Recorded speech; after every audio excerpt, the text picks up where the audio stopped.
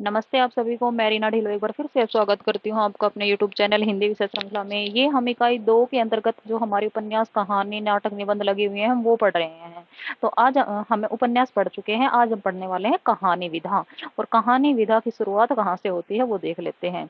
अमेरिकी कहानीकार Edgar slain पो को छोटी कहानी का जन्मदाता कहा जाता है। छोटी कहानी, शॉर्ट स्टोरी।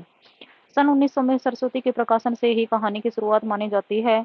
और जो लोक भी सबसे अधिक प्रिय है वो है कहानी विधा। मुझे भी कहानियां पढ़ना बहुत अच्छा लगता है और आशा करती हूँ भविष्य में मैं लिख भी पाऊँ। पहले इसको नाम आख्यायिका दिया गया, बाद में कहानी। कोई गल्प कहता है, कोई आख्यायिका कहता है, कोई कुछ कहता है। तो जो मानने वाले हैं विद्वान की हिंदी की पहली कहानी किसे माना जाए, तो आचार्य रामचंद्र शुक्ल हैं। वो तो इंदुमती को मानते हैं जो 1900 में लिखी गई, और किशोरीलाल गोस्वामी इसको लिखने वाले हैं।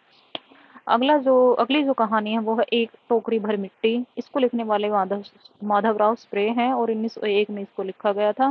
देवी प्रसाद वर्मा इसको हिंदी की पहली कहानी मानते हैं। अगला है 11 वर्ष का समय, 1903 में। रामचंद्र शुक्ल इसके लेखक है और लक्ष्मी नारायण मानने वाले हैं। राम, लक्ष्मी, नारायण तीनों ही देवताओं के नाम है, तो इनको अभी आप ऐसे ट्रिक से याद रख सकते हैं।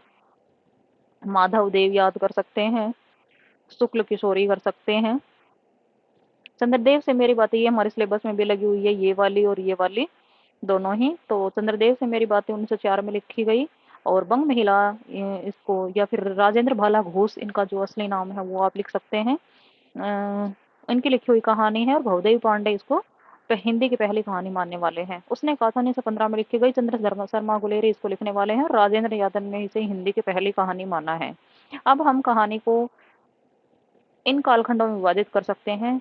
तो पहला चरण है हमारा 1900 से 1915 ईस्वी तक, प्रेमचंद पूर्व युग जिसको कहते हैं। अब प्रेमचंद फिर हमने केंद्र में लिए हैं, इनको आधार बनाया। क्यों बनाया? क्योंकि इन्होंने 300 से ज्यादा कहानियां लिखी हैं और मानसरोवर के 8 खंडों में इनकी जो कहानियां, उपन्यास सब कुछ ये संकलित है।